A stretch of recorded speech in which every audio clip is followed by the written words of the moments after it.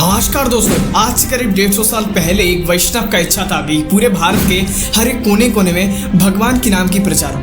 इस बात से बिल्कुल अनजान कि एक दिन ये इच्छा एक ऐसा महापुरुष का जन्म देगा जो सिर्फ भारत नहीं पूरे विश्व के हर एक कोने कोने में भगवान के नाम की प्रचार करेगा। जिन्होंने गौड़िया मठ का प्रतिष्ठा की, पूरे भारत में 64 गौड़िया मठ का प्रतिष्ठा किया और इस्कॉन जैसे बड़ी संस्था जिनसे निकल के आ रहे हैं। Saraswati Goswami Thakur, founder president of Gaudiya Math, he is our real Prabhupad. ये जीवन चरित गौड़ीय गोष्ठीपति भक्ति सिद्धांतों सरस्वती गोस्वामी प्रभुपाद जी का। इन महान पुरुष के जीवन चरित सुनने के लिए तैयार हो जाइए।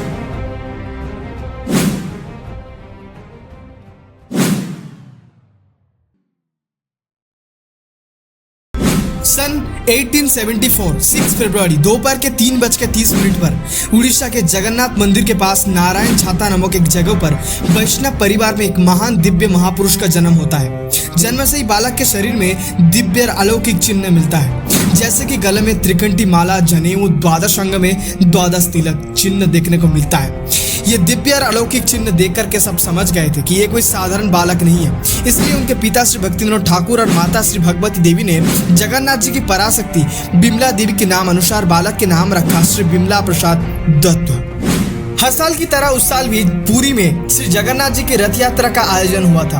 प्रचुर भक्त समागम में श्री जगन्नाथ जी के रथ चलते चलते नारायण छाता यानी श्री भक्तिविनोद ठाकुर जी के घर के सामने आकर पहुंचा और अचानक से रुक गया। बहुत सारे भक्त लोग बहुत कोशिश करने के बाद भी रथ आगे बढ़ ही नहीं रहा था। लगभग 3 दिन तक श्री जगन्नाथ जी के रथ नारायण छाता पर रुके रहे और यहीं पर घटी एक आश्चर्यपूर्ण घटना। उस समय बिमला प्रसाद की उम्र सिर्फ 6 महीना, उनका अन्न प्रसाद संस्कार भी नहीं हुआ था। तो श्री भक्तिविनोद ठाकुर और श्री भगवती देवी बिमला प्रसाद को श्री जगन्नाथ जी के स्वीट राइस खिला करके उनका अन्न प्रसाद संस्कार पूरा किया और बच्चे को श्री जगन्नाथ जी की चरण आलिंगन कराते ही उनको प्रसादी माला बिमला प्रसाद के गले में आ जाते हैं और जो रथ 3 दिन से आगे बढ़ ही नहीं रहा था वो एक 6 महीना उम्र के बालक के स्पर्श से आगे बढ़ने लगे। बिमला प्रसाद के जब 10 महीना उम्र हुए तब अपने माता और पिता के साथ उड़ीसा से वेस्ट बंगाल के रानाघाट में शिफ्ट हो जाते हैं। बिमला प्रसाद के बचपन नाम संकीर्तन में बीता। श्रीरामपुर में जब 5वीं कक्षा में पढ़ते थे बिमला प्रसाद तब फोन टाइप नामक एक लेखन प्रणाली का इन्वेंशन किया था। जब बिमला प्रसाद 7वीं कक्षा में पढ़ते थे तब उनका पिता श्री भक्तिविनोद ठाकुर उड़ीसा से तुलसी माला मंगा करके बिमला प्रसाद को हरिनाम और नरसिंह मंत्र दिया था। साथ ही साथ तभी से शास्त्र ग्रंथ आदि पढ़ना शुरू किया। सन 1881 जब भक्तिविनोद ठाकुर जी कलकत्ता में भक्ति भवन नामक एक प्रचार केंद्र निर्माण कर रहे थे, तब निर्माण करते समय मिट्टी की अभ्यंतर से एक कूर्म मूर्ति प्रकाशित होता है। तब भक्तिविनोद ठाकुर जी ध्यान दिया कि यही परफेक्ट समय है बिमला प्रसाद को आध्यात्मिक ज्ञान शुरू कराने का। तब 9 साल के उस बालक को श्री भक्तिविनोद ठाकुर श्री कूर्मदेव की पूजा अर्चना विधि पूर्वक शिक्षा देते हैं। 1885 में श्री भक्तिविनोद ठाकुर कुलीन ग्राम, सप्तगाम और भी बहुत सारे जगहों पर बिमला प्रसाद को दर्शन कराते हैं। धीरे धीरे नाम तत्व शास्त्रादि विचार श्रवण शुरू करते हैं। साथ ही साथ गणित और यति शास्त्रों के शिक्षा वेस्ट बंगाल के तारकेश्वर के पास शियाखाना गांव के पंडित महेश चंद्र चूड़ामणि और पंडित सुंदरलाल यैन के पास शिक्षा कंप्लीट करते हैं। 1892 में बिमला प्रसाद संस्कृत कॉलेज में पंडित कीर्तिधर शर्मा के पास से 4 वेद के अध्ययन करते हैं।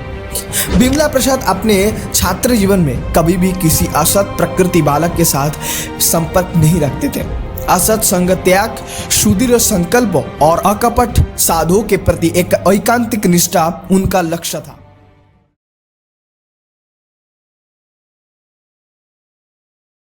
इस निष्ठा के बल पर उन्होंने सूर्य सिद्धांत, भक्ति भवन, पंजिका और बहुत सारे ज्योतिष शास्त्र ग्रंथों प्रकाश किया।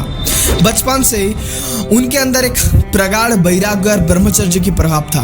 सन 1891 में कलकत्ता में बीडन उद्यान पर आलोचना सभा शुरू करते हैं। उस सभा का नियम था कि जे सभा के हर एक सदस्य को ब्रह्मचारी होना पड़ेगा। आजीवन चिरो कुमार व्रत पालन करने का एक तीव्र प्रतिज्ञा लेना पड़ेगा, तभी आप उस सभा का सदस्य बन सकते हैं। अभी आप समझ सकते हैं प्रभुपाद जी किस लेवल पे थे।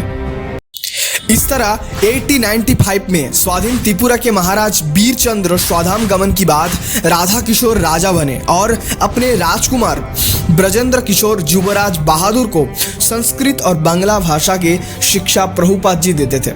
प्रभुपाद जी एक महान दिव्य पुरुष थे। प्रमाण मिलता है कि प्रभुपाद जी के पास पढ़ते पढ़ते ये दोनों राजपुत्र के अंदर वैराग्य आ गया। अब दोनों पुत्रों त्याग स्वीकार कर रहे थे, तो ऐसा वैराग्य प्रभाव था श्रील प्रभुपाद जी के अंदर। 1897 में श्रील भक्तिविनोद ठाकुर सोचे कि बिमला प्रसाद के एक दीक्षा गुरु की आवश्यकता है। बंगाल के नदिया जिले की नवद्वीप में उस समय बड़े प्रसिद्ध अवधूत भागवत वरंश महाराज रहते थे। नाम था श्री गौर कृष्ण दास गोसाई महाराज। वो कभी भी किसी को शिष्य नहीं बनाते थे, किंतु श्री भक्तिविनोद ठाकुर जी के प्रार्थना और बिमला प्रसाद के चंद्रायन व्रत जैसे बहुत सारे तीव्र प्रचेष्टा के बाद 19 में माघ के महीने में श्री गौर कृष्णदास गोसाई महाराज जी ने बिमला प्रसाद को दीक्षा मंत्र से दीक्षित करके अपना प्रथम शिष्य बनाए। इससे पहले उन्होंने कलकत्ता की भक्ति भवन में सारस्वत चतुष्पदी स्थापन करते हैं और यहीं पर लाला हर गौर शंकर, डॉक्टर भूषण नित्यानंद बंसी, पंडित श्यामलाल गोस्वामी, स्वरचंद यतिर्विद महाशय और बहुत सारे शिक्षित व्यक्ति प्रभुपाद पास आके चतुष्पादी से शिक्षा लाभ करते थे। सरस्वती ठाकुर प्रभुपाद जी उस समय के एक महान धुरंधर पंडित थे। इस पंडितों के द्वारा शास्त्र के अपसिद्धांतों को खंडन किए थे। बात है 1911 की। तब वैष्णव समाज में एक बहुत ही भयंकर दुर्दिन आ गया था। कर्मजड़ स्मार्त संप्रदाय के लोग अपसिद्धांतों द्वारा वैष्णवाचार्य गण के ऊपर एक विशेष आक्रमण किया था। उस समय भक्तिविनोद ठाकुर असुस्थ लीला कर रहे थे और उनके मनोभिष्ट पूर्ण करने के हेतु वेस्ट बंगाल के मेदिनीपुर में बालीघाई नामक एक जगह में भक्ति सिद्धांत सरस्वती गोस्वामी ठाकुर जी ने ब्राह्मण और वैष्णव सभा में ब्राह्मण वैष्णव प्रबंध और अपने व्यक्तित्व द्वारा अपसिद्धांतों को खंडन करके कर्मजड़ स्मार्त संप्रदाय के सारे युक्ति खंड विखंड कर दिए थे।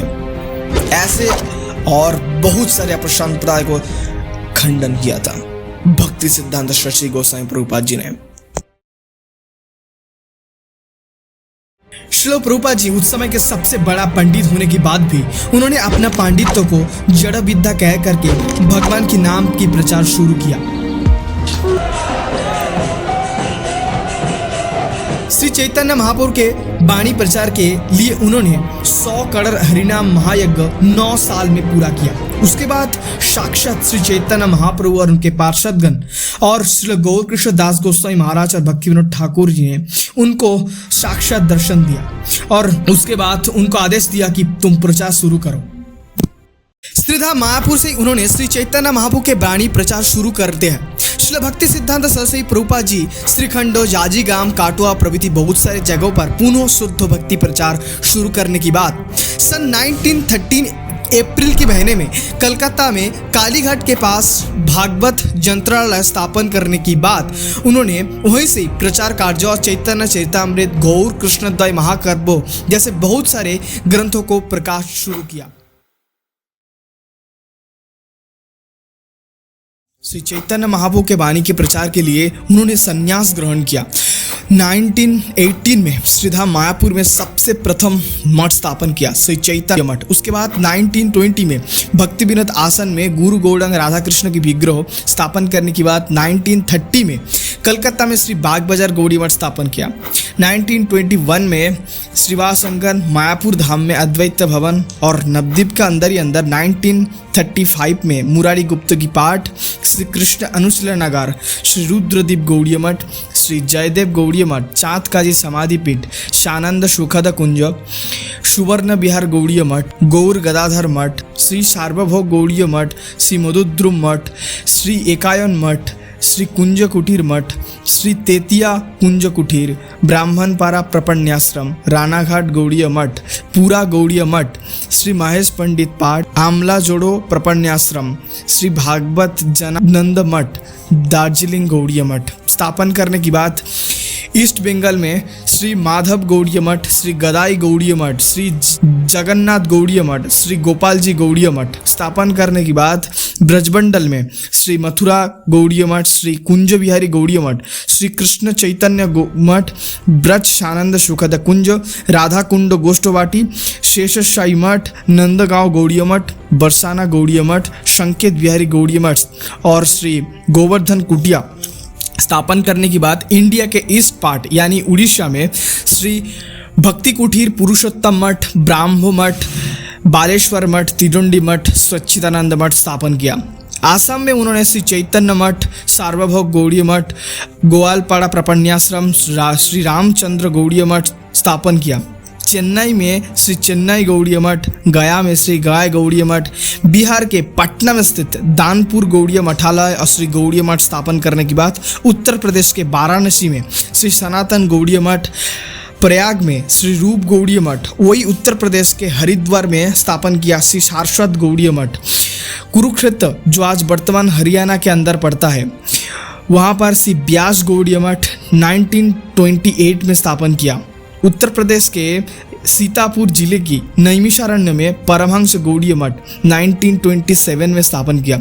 दिल्ली में दिल्ली गौड़ीय मठ 1929 में स्थापन करा और उसके बाद मुंबई में मुंबई गौड़ीय मठ 1937 में स्थापन करने के बाद भारत के बाहर रेंगुइन गौड़ीय मठ स्थापन किया 1936 में। लंदन में सबसे पहले श्री वासुदेव गौड़ीय मठ 1933 में स्थापन किया। जर्मन में उन्होंने मठ स्थापन करने की बाद उन्होंने 64 गौड़ीय मठ का स्थापन किया 12 साल में।